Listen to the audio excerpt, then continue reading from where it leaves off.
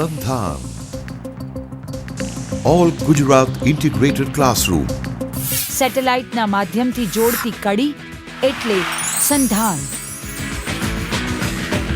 નમસ્તે વિદ્યાર્થી મિત્રો, સંધાનના વાણિજ્ય વિદ્યાશાખાના આ વર્ગમાં આપનું સ્વાગત છે.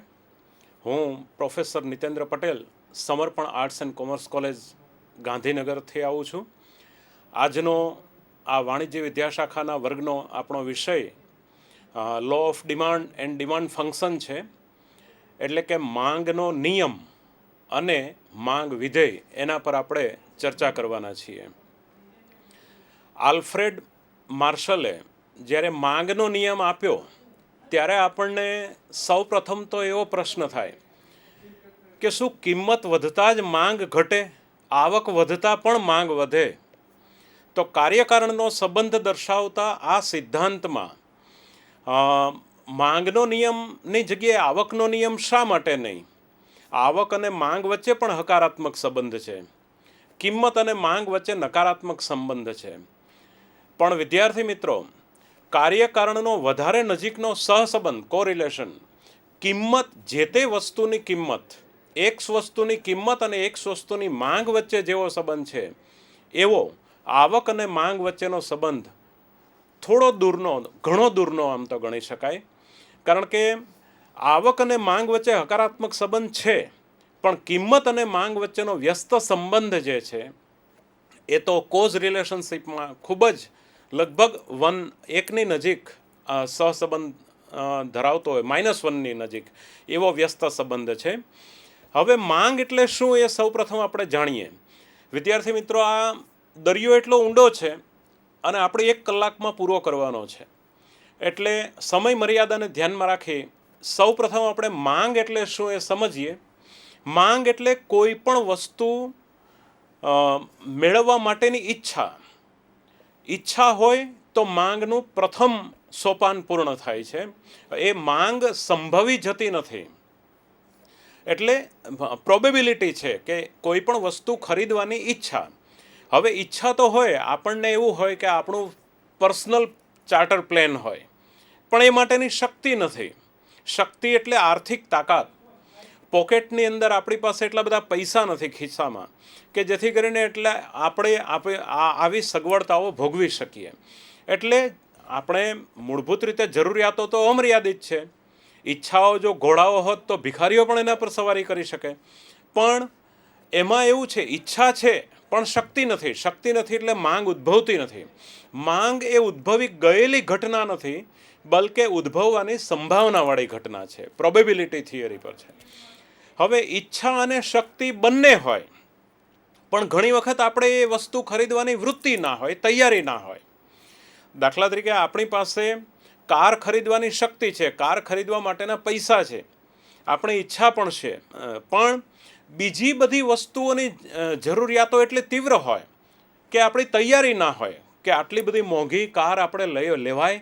એટલે માણસ એક જ વસ્તુની માંગ કરતો નથી, એની સાથે ઘણી બધી વસ્તુઓની માંગ કરતો હોય, અને ઘણી બધી વસ્તુઓની કિંમતો પ્રત્યક્ષ પરોક્ષ રીતે જે તે વસ્તુની માંગને અસર કરતા હોય. અહીંયા આપણે આનો આખો વૈજ્ઞાનિક અભ્યાસ કરવાનો છે, માત્ર વાતો નહીં. એટલે વૈજ્ઞાનિક અભ્યાસ કરવાનો હોય ત્યારે માપદંડથી માંડી અને એના વિધેયથી માંડી અને બધી જ વાત આપણે કરવાની હોય છે. ધારો કે કોઈ પણ માંગ એટલે ઈચ્છા, શક્તિ અને વૃત્તિ. ધારો કે સફરજનની કિંમત 3 પૈસા હોય અને 1 પૈસાનો તુષ્ટિગુણ 1 એકમ, કારણ કે 1 પૈસો ખર્ચી એટલે આપણે 1 એકમનો તુષ્ટિગુણ જતો કરીએ છીએ. એટલે ઉપભોક્તાની સમતુલા તેની મહત્તમ સંતોષની સ્થિતિ છે. અને જ્યારે વસ્તુનો વધારાનો 1 એકમ એટલે સીમાંત તુષ્ટિગુણ, એટલે કે વધારાનો 1 એકમ ખરીદવાથી જે તુષ્ટિગુણ મળે એને સીમાંત તુષ્ટિગુણ કહીશું. તો 1 એકમ ખરીદવાથી આપણને તુષ્ટિગુણ મળે છે ને તેને માટે નાણું ચૂકવવાથી આપણને સીમાંત અસંતોષ એટલે અતુષ્ટિગુણ થાય છે. એનો અર્થ એવો કે જો 1 પૈસાનો 1 એકમનો તુષ્ટિગુણ હોય તો 3 પૈસાનો 3 એકમનો તુષ્ટિગુણ થાય, તો 3 પૈસા ખર્ચવાથી 3 એકમનો અતુષ્ટિગુણ મળે છે. આ રીતે આપણે જો આને ટેબલમાં જોઈએ તો સફરજનનું 1 એકમ જ્યારે ખરીદીએ ત્યારે આપણને 30 એકમનો તુષ્ટિગુણ મળે છે. હવે સફરજનની કિંમત જો 3 પૈસા હોય અને આ 3 પૈસા ખર્ચવાથી આપણને થતો અસંતોષ જો આ તુષ્ટિગુણમાંથી બાદ કરીએ તો 27 એકમનો ચોખ્ખો સંતોષ મળે, એટલે કે ચોખ્ખો તુષ્ટિગુણ મળે. હવે સફરજનના બીજા એકમ પર આવીએ. બીજું એકમ સફરજનનું ખરીદીએ ત્યારે બીજું એકમ ખરીદવાથી આપણને જો 15 એકમનો તુષ્ટિગુણ મળતો હોય અને 3 પૈસાની કિંમત તો અચળ છે, કિંમત તો 3 પૈસા બજારમાં અચળ છે, તો 15 એકમનો તુષ્ટિગુણ 3 એકમ નાણું ખર્ચવાથી થતા અતુષ્ટિગુણમાંથી અસંતોષમાંથી બાદ કરીએ તો 12 એકમનો આપણને ચોખ્ખો સંતોષ મળે. ત્રીજા એકમ પર આવીએ, એ વખતે 7 એકમનો સંતોષ મળે છે અને 3 એકમનો અસંતોષ થાય છે. જો આ 7 એકમના તુષ્ટિગુણને 3 એકમના અસંતોષ અતુષ્ટિગુણમાંથી બાદ કરીએ તો 4 એકમનો ચોખ્ખો સંતોષ મળે. ચોથા એકમ પર 3 એકમનો તુષ્ટિગુણ મળે છે. ચોથું એકમ સફરજનનું ખરીદીએ છીએ ત્યારે 3 એકમનો આપણને તુષ્ટિગુણ મળે છે અને 3 પૈસા કિંમત ચૂકવવાથી 3 એકમનો અતુષ્ટિગુણ થાય છે. આ વખતે મળતો ચોખ્ખો સીમાંત સંતોષ 0 છે. આપણને હવે કોઈ સંતોષ સીમાંત તુષ્ટિગુણ બરાબર સીમાંત અતુષ્ટિગુણ થઈ જાય છે. માટે હવે અહીંયા સંતોષ અસંતોષનો પ્લસ માઇનસ 0 થાય છે. હજી પણ જો 5મા એકમ પર આપણે આવીએ, 5મા એકમનું સફરજનનું 5મું એકમ ખરીદીએ તો હવે તુષ્ટિગુણ 0, આપણને એમાંથી કોઈ સંતોષ મળતો નથી. આપણી જરૂરિયાત સંતોષાઈ ગઈ છે 4 સફરજને. એટલે આપણે પેલા જોખાવીએ છીએ ને 500 ગ્રામ સફરજન, 1 કિલોગ્રામ સફરજન, કારણ કે 1 કિલોગ્રામ સફરજનમાંથી જે તુષ્ટિગુણ આપણને નંગ કેટલા આવે છે તો કે XYZ, એમાંથી આપણા ફેમિલી મેમ્બર્સ કેટલા છે તો કે XYZ, અને એમાંથી આપણને આ બરાબર છે, પ્રોપર છે જે કિંમત ચૂકવીએ. એટલે અહીંયા ગ્રાહકની સમતુલા આવી જાય. આપણે કંઈ માર્કેટમાંથી 20 કિલો સફરજન લઈ આવતા નથી એકસાથે આપણા ઘર માટે, તો 5 એકમે હવે આપણને 0 તુષ્ટિગુણ મળે છે અને 3 એકમનો અસંતોષ. 3 પૈસા તો મારે આપવાના જ થાય છે, એટલે કે -3 અસંતોષ છે. અને ગ્રાહક જો તર્કબદ્ધ હોય, તર્કબદ્ધ એટલે બુદ્ધિશાળી ગ્રાહક હોય, તો અસંતોષનો ધંધો કરે નહીં, માટે 5મું એકમ ખરીદશે નહીં ગ્રાહક. 6ઠા એકમનો સફરજનનું એકમ ખરીદીએ તો ઉલટાનો -3 એકમ અસંતોષ થાય છે અને સફરજનની કિંમત 3 પૈસા તો આપવાની જ છે, એટલે -3 અને -3 -6 એકમ અસંતોષ થાય છે. એટલે અહીંયા ગ્રાહકની સમતુલા 4 એકમે આવશે, એટલે કે સીમાંત તુષ્ટિગુણ અને સીમાંત અતુષ્ટિગુણ સરખા થશે. હવે આ marginal utility equal to marginal disutility where is maximum satisfaction, એટલે 4 એકમની ખરીદી છે ત્યાં ગ્રાહકની સમતુલા છે. હવે એકચ્યુઅલી ગ્રાહક માત્ર એક વસ્તુ ખરીદતો નથી, બલકે એક સાથે ઘણી બધી વસ્તુ ખરીદતો હોય. એટલે આ ઘટતા જતા સીમાંત તુષ્ટિગુણના નિયમના આધાર પર માર્શલે માંગનો નિયમ આપ્યો. તો માંગ જે છે એ એક પ્રકારનું પ્રવાહ છે. માંગ એ જથ્થો નથી સમયના અમુક ગાળામાં. હવે એ આ માંગને સમયનો સંદર્ભ પણ આપવો જરૂરી છે. જેમ કે એક દિવસ, એક અઠવાડિયા દરમિયાન 6 રૂપિયા ડઝનના ભાવે 2000 ડઝન સફરજનની બજાર માંગ છે. તો આ સમયનું પરિપ્રેક્ષ્ય પણ આપણે માપવું પડે. અને આખા જે અર્થતંત્રની માંગ છે એમાં કુટુંબ એક માંગનું ઘટક છે. તુષ્ટિગુણમાં આના માટે તમારે કેટલીક શરતો પણ મૂકવી પડે કે ભાઈ તુષ્ટિગુણ માપી શકાય છે, નાણાંનો સીમાંત તુષ્ટિગુણ સ્થિર છે.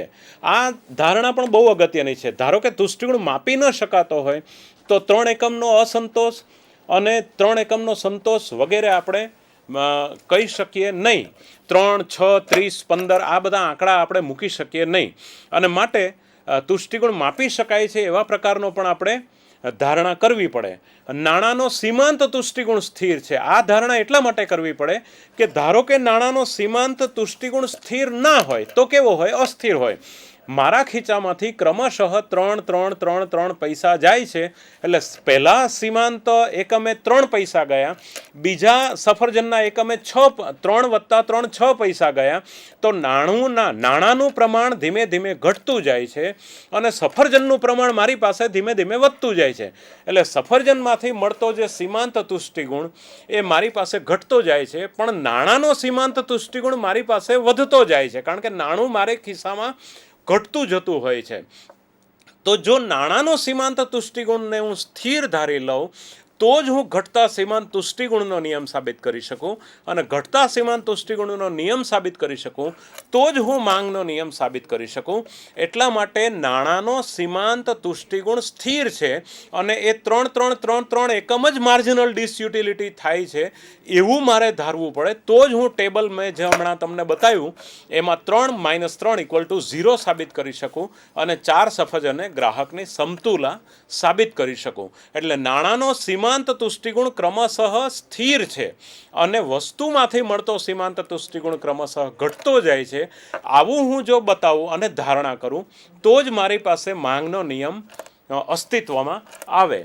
સાથે સાથે ગ્રાહકનું વર્તન તર્કબદ્ધ છે એ પણ મારે ધારણા કરવી પડે. ગ્રાહકનું વર્તન જો તર્કબદ્ધ ના હોય, ગ્રાહકનું વર્તન તર્કબદ્ધ ના હોય, આવા સમયે ગ્રાહક કાં તો એ સમતુલાથી ઉપરના બિંદુએ સ્થિર થઈ જશે, સમતુલામાં આવી જશે, કાં તો સમતુલાથી નીચેના બિંદુએ સ્થિર થશે, એટલે કે સમતુલામાં આવશે.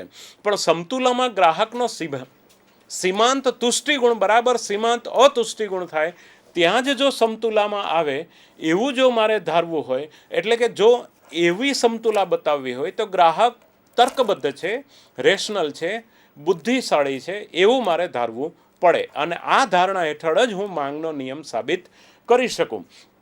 એટલે આ બધા જે ક્રમલક્ષી અને તુષ્ટિગુણ ક્રમલક્ષી છે, એટલે કે પ્રમાણલક્ષી નથી, આવું જો હું સાબિત કરું તો જ હું એને બતાવી શકું. હવે માંગને અસર કરતા પરિબળો કિંમત સિવાયના પણ ઘણા બધા છે.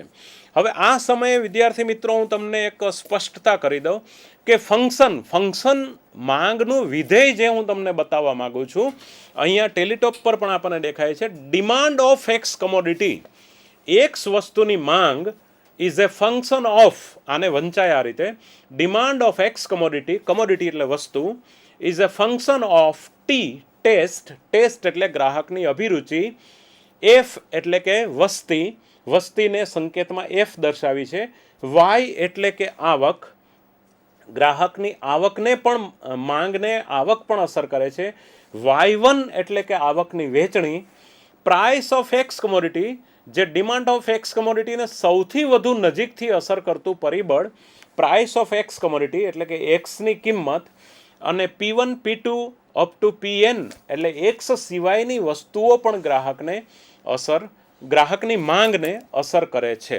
હવે ગ્રાહકની માંગને આટલા બધા પરિબળો અસર કરે છે, એટલે ગ્રાહકની માંગનું વિધેય જો બતાવવું હોય તો માંગના વિધેયને તમે જનરલ આ રીતે લખી શકો, demand of X at a T time. હજી પણ જો વધારે સુધારીને આ ફંક્શનને બતાવવું હોય તો અહીંયા તમે ટી ટાઈમ મૂકી શકો. Demand of X commodity as a T time, T સમયે ગ્રાહકના માંગનું વિધેય is a function of taste એટલે કે અભિરુચિ. હવે કોઈ પણ વસ્તુની માંગ કરવા માટેની ગ્રાહકની અભિરુચિ જ જો ના હોય તો એની કિંમત વધે કે ઘટે ગ્રાહકને કશો ફેર પડતો નથી. ગ્રાહકની રુચિ હોવી જોઈએ, જે તે વસ્તુની માંગ કરવા માટેની ગ્રાહકની રુચિ હોવી જોઈએ, એના તરફની રુચિ હોવી જોઈએ. વળી વસ્તીનું પ્રમાણ પણ માંગને અસર કરે છે. જો વિદ્યાર્થી મિત્રો આ બધા પરિબળોને તમે એક સાથે લેવા જશો તો માંગનો સિદ્ધાંત તારવવો જ મુશ્કેલ થઈ પડે. આપણે તો આ બધાની વચ્ચે થઈ એક જ પરિબળને ધ્યાનમાં લઈને માંગ વિધેય આપવાનું છે કે demand of X at a T time is a function of price of X at a T time. T સમયના માંગનું વિધેય એ ટી સમયે ગ્રાહક એક્સ વસ્તુની કિંમત પર આધાર રાખે છે.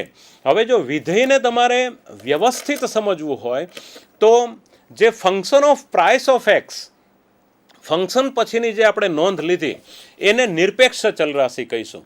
નિરપેક્ષ ચલરાશિ એટલે શું કે નિરપેક્ષ ચલરાશિને સાપેક્ષ ચલરાશિનો આધાર નથી, બલકે સાપેક્ષ ચલરાશિને નિરપેક્ષ ચલરાશિનો આધાર ચોક્કસ છે.